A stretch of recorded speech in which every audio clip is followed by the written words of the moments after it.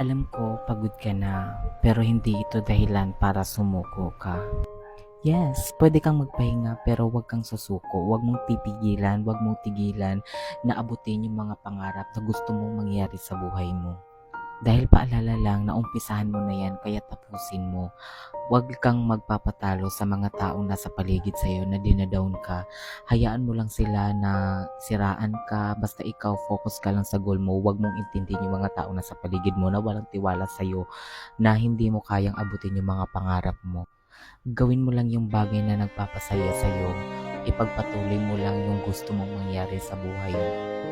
Dahil balang araw, kapag naabot mo na yung pangarap mo, ikaw naman yung titingalain nila. Kaya huwag kang susuko. Lumaban ka.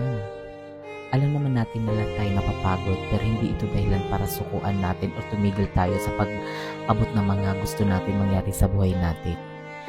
Kasi naumpisa na natin to, kaya tapusin natin to. At huwag kang mawalan ng pag-asa. Magtiwala ka sa sarili mo, lalo na sa itaas, dahil ginagabayan ka niya. Kaya laban lang.